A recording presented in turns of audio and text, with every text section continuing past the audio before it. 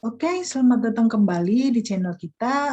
Kita akan melanjutkan mengenai destilasi bertingkat. Nah, sebelumnya itu telah dipaparkan mengenai fenomena yang terjadi di dalam destilasi bertingkat.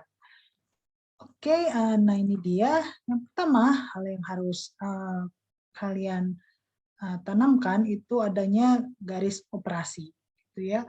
Nah, sebelumnya itu telah disampaikan ada 3 section gitu ya pada kolom destilasi bertingkat. Nah, 3 hal tersebut juga harus kita gambarkan gitu ya garis operasinya untuk menentukan jumlah tahapan gitu ya. Nah, ini dia ada 3 yaitu rectifying, stripping, dan keyline. Kita sebutnya untuk umpan itu adalah keyline. Nah, ini dia pada gambar gitu ya.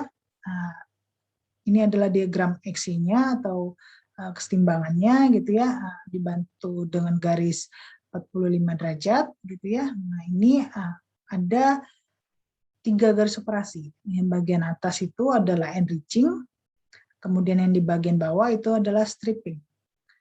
Dan ini ada beberapa garis untuk umpan gitu ya, sesuai dengan kondisi umpan yang masuk ke dalam kolom destilasi. Nah, ini ada key sama dengan 0, key-nya 0 hingga sampai 1, key sama dengan 1, dan key lebih dari 1. Kemudian hal lainnya gitu ya, selain garis operasi, kalian harus menentukan fraksi destilat dan juga fraksi bottom-nya gitu ya. XF ini sudah ditemukan gitu ya, sudah diberikan gitu ya biasanya gitu ya XF-nya. Oke, lalu asumsi utama dalam metode McCaptil gitu ya, atau menggunakan diagram XY itu gitu ya, adalah adanya aliran equimolar konstan. Ini adalah neraca massa gitu ya untuk overall column gitu ya. Jadi sistem overall column itu adalah keseluruhan gitu ya. Berarti yang kita lihat yang masuk adalah umpan, kemudian yang keluar adalah destilat, dan juga yang fraksi bawah bottom gitu ya, B. Nah, ini untuk beberapa buku berbeda-beda untuk terminasi yang bottomnya. Ada yang B dan XB, ada yang dia W dengan XW gitu ya. Nah, itu terserah kalian menggunakan terminasi yang mana, namun harus konsisten gitu ya. Oke, nah ini dia total mass balance-nya, jadi adalah F sama dengan B plus D, kemudian dengan komponen mass balance-nya gitu ya. Untuk misalkan A gitu ya, untuk yang A ini XAD, kemudian di bawah di bottom juga ada gitu ya, kemudian umpannya.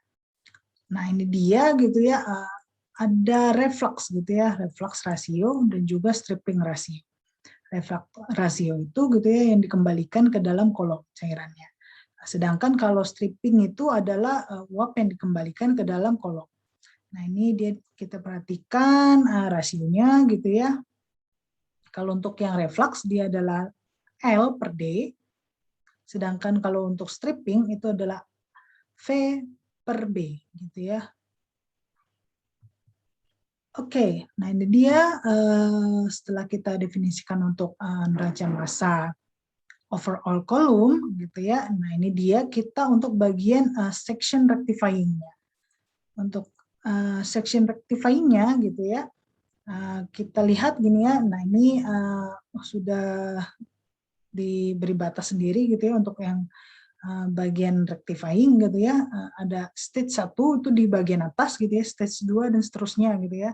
Nah, N ini gitu ya menunjukkan pada stage keberapa gitu ya. Misalnya ini 3 gitu ya, berarti ini stage 3 gitu ya. N-nya 3 gitu ya, stage ini adalah stage ketiga.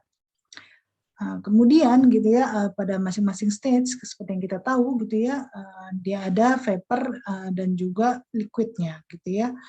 Nah, ini diterminasikan gitu ya untuk uap yang masuk gitu ya ke stage 1N gitu ya di bagian rectifying itu adalah Vn plus 1 dengan ada fraksinya. Sedangkan yang turun ke bawah gitu ya, itu adalah ln dengan fraksinya xn.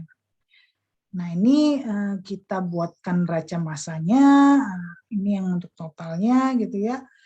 Vapor gitu ya sama dengan liquid gitu ya, dan ada destilatnya gitu ya. Karena ini di bagian atas rectifying gitu ya. Kemudian untuk komponennya juga pun seperti itu gitu ya, tinggal dimasukkan ada fraksinya Y dan dengan X gitu ya. Kemudian kita susun ulang gitu ya. Ini akan menghasilkan persamaan 1147.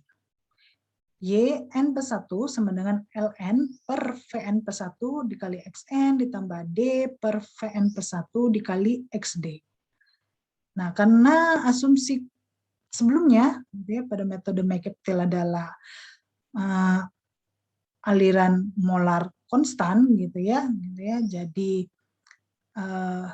L1, L2 gitu dan suatu L hingga ke suatu stage N gitu ya, itu sama dengan L gitu ya. Begitu juga dengan vapornya. Nah, ini kita bisa susun ulang gitu ya, dari persamaan 1147 ini menjadi persamaan 29 ini gitu ya, adalah L per V Xn ditambah D per V XD gitu ya.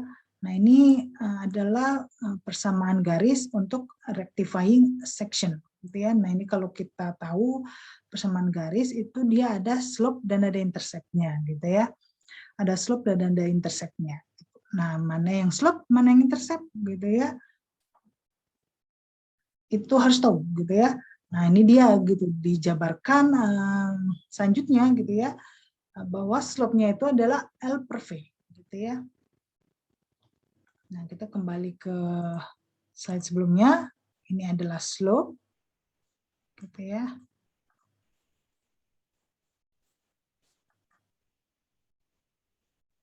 Sedangkan ini adalah intercept gitu ya. Karena ini bisa kita tentukan gitu ya, nanti dia ada hasil nilai, sedangkan xn-nya pada suatu stage kita tidak tahu gitu kan. Gitu ya. Jadi ini adalah slope gitu ya. Nah, bagaimana cara menggambar slope gitu kan? Setelah kalian tahu punya nilainya gitu ya, kalian ubah slope ini menjadi derajat kemiringan gitu ya. Ini bisa cek gitu ya, tolong dikoreksi kalau saya salah gitu ya. Seingat saya gitu ya, saat slope ini kalian ubah menjadi derajat kemiringan gitu ya, misalkan dapatlah slope-nya gitu ya, berapa gitu ya. Nah, itu kan kita buat dia menjadi tangan inverse ya. Gitu ya. Nah, titik-titik ini adalah hasil dari ln per V-nya gitu ya. Nah, kalian bisa dapat suatu derajat kemiringan. Nah, derajat kemiringan inilah gitu ya yang bisa kalian gunakan menggunakan bisa kalian gambarkan gitu ya, menggunakan bantuan busur gitu ya pada milimeter blok kalian nanti. Namun gitu ya, dari mana cara tarik garisnya gitu ya. Bisa kalian sudah punya derajat kemiringannya ini untuk rectifying line gitu ya. Kalian punya XD-nya gitu kan.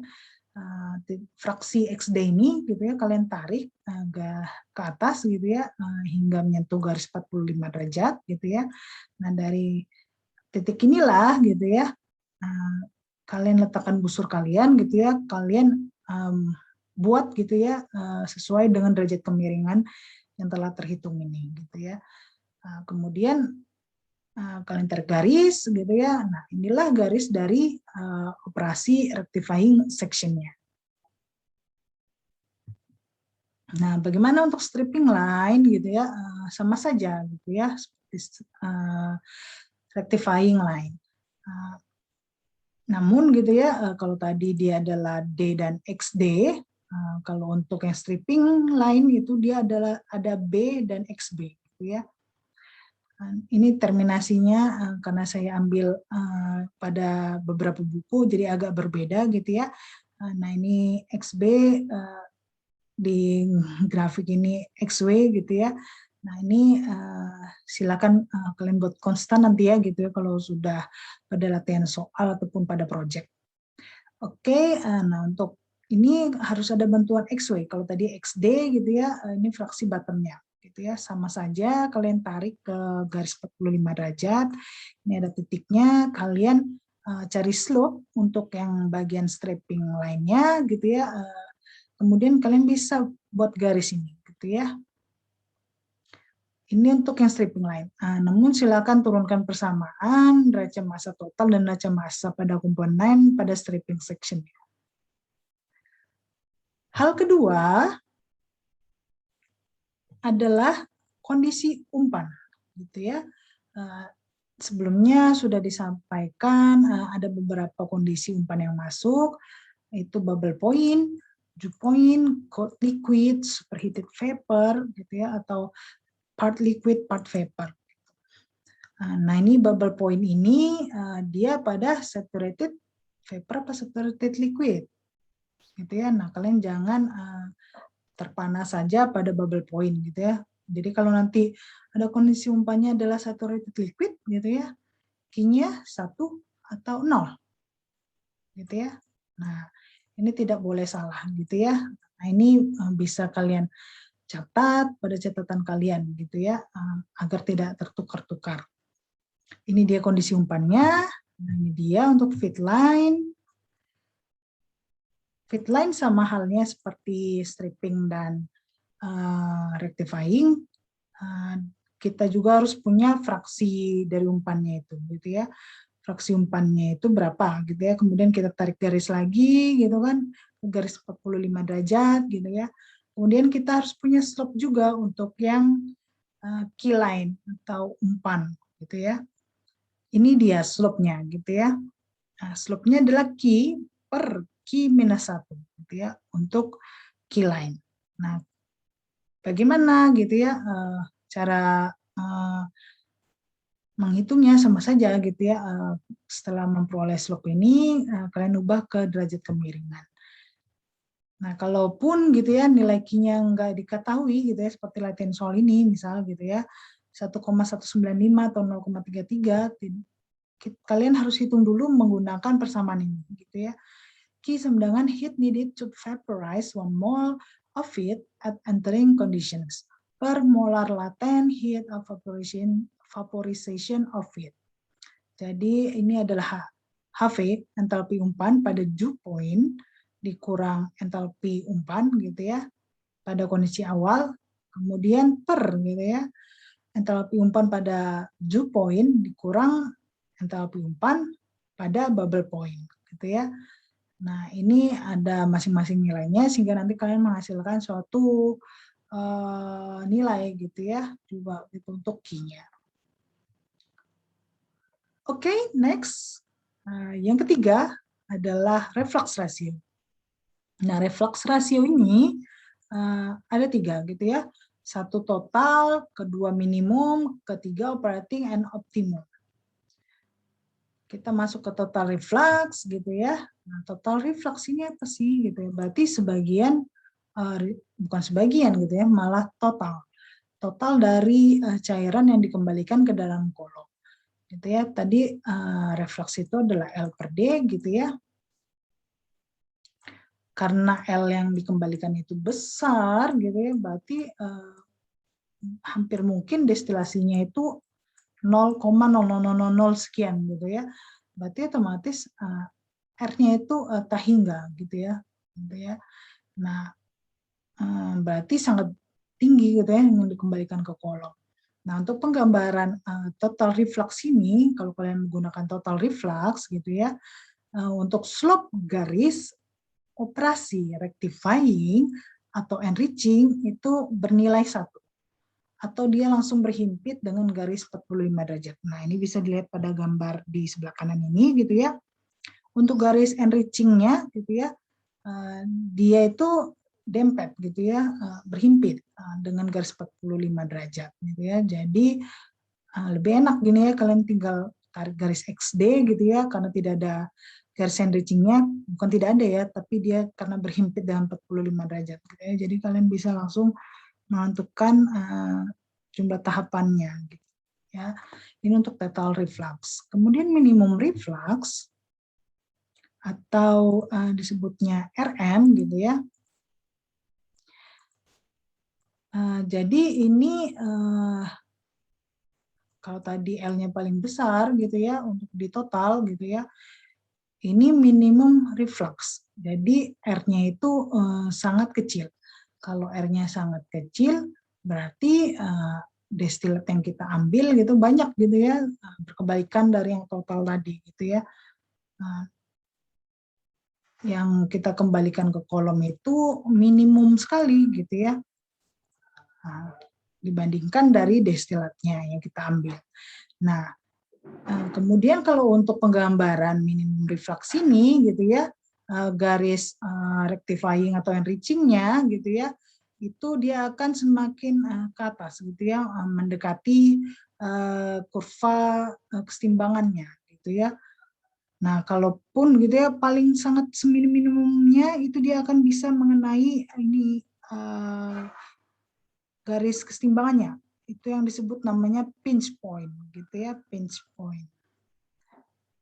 Nah, berarti kalau tadi total gitu ya, dia berhimpit dengan 45 derajat gitu ya, garis 45 derajat, sedangkan kalau yang minimum reflux dia bisa mendekati kurva kesetimbangannya gitu ya, hingga membentuk titik pinch point gitu.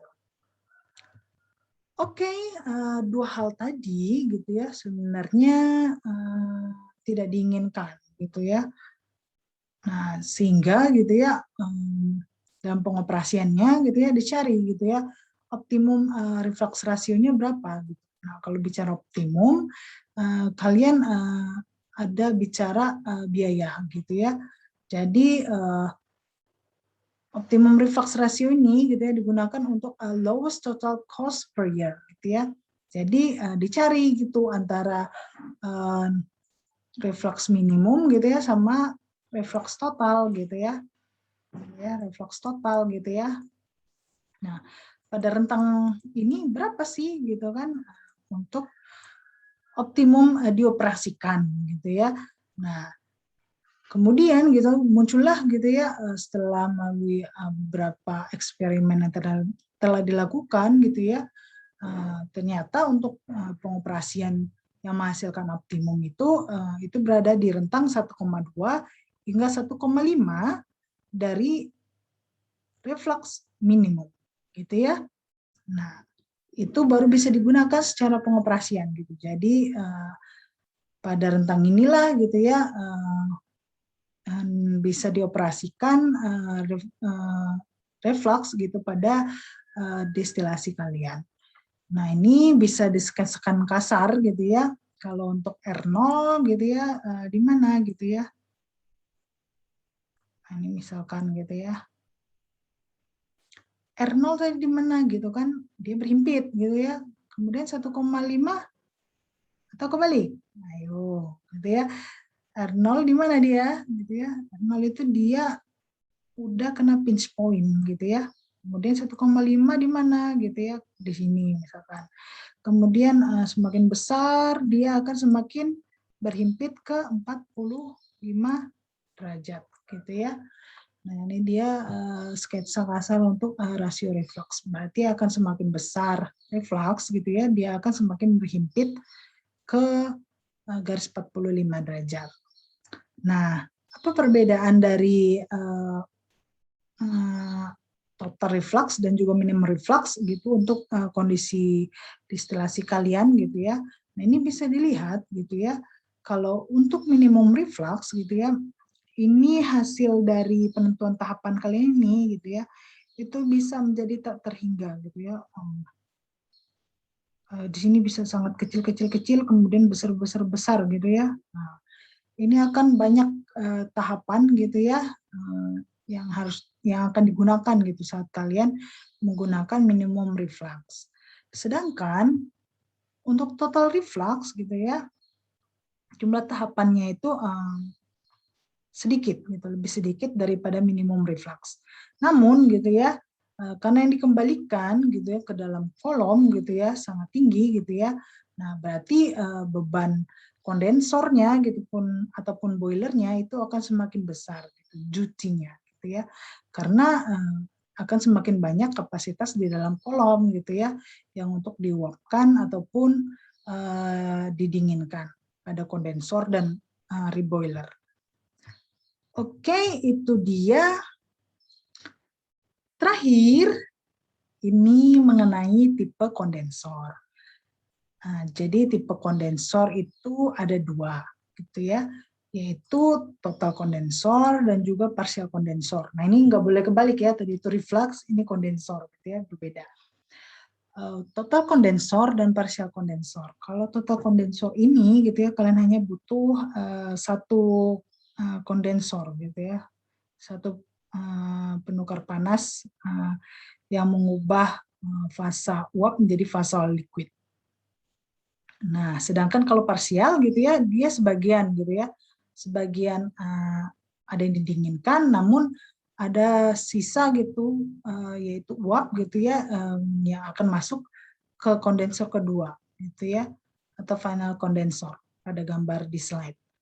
Nah, apa perbedaannya gitu ya? Kalau pada total kondensor gitu, fraksinya gitu ya, yang di vapor gitu ya, saat dia didinginkan karena ini hanya perubahan fasa gitu ya, itu sama gitu ya. Jadi XC yang dikembalikan ke kolom, XD adalah destilat, itu sama dengan fraksi uapnya gitu ya, sebelum masuk kondensor. Sedangkan kalau partial kondensor itu berbeda gitu ya.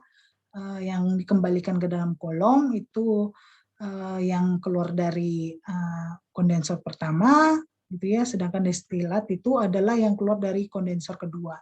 Nah, ini pasti akan memiliki fraksi atau konsentrasi yang berbeda gitu ya. Nah, hal lainnya adalah kalau untuk yang total kondensor itu tidak dihitung sebagai tahapan gitu ya. Kalau untuk total kondensor dia tidak dihitung sebagai tahapan. Sedangkan kalau partial kondensor dia dihitung sebagai tahapan. Jadi kalau misalkan gitu ya, stage kalian itu ada 3, gitu ya, ada 3. Kemudian kalian menggunakan partial kondensor gitu ya, berarti kalian harus ada tambah 1 stage gitu ya, berarti ada 4 stage gitu ya untuk partial kondensor. Oke, nah itu saja perbedaannya. Ini silakan dipahami fenomenanya gitu ya. Jikalau ada yang ingin disampaikan atau didiskusikan, silakan disampaikan di kelas tatap muka kita. Oke, terima kasih. Selamat belajar.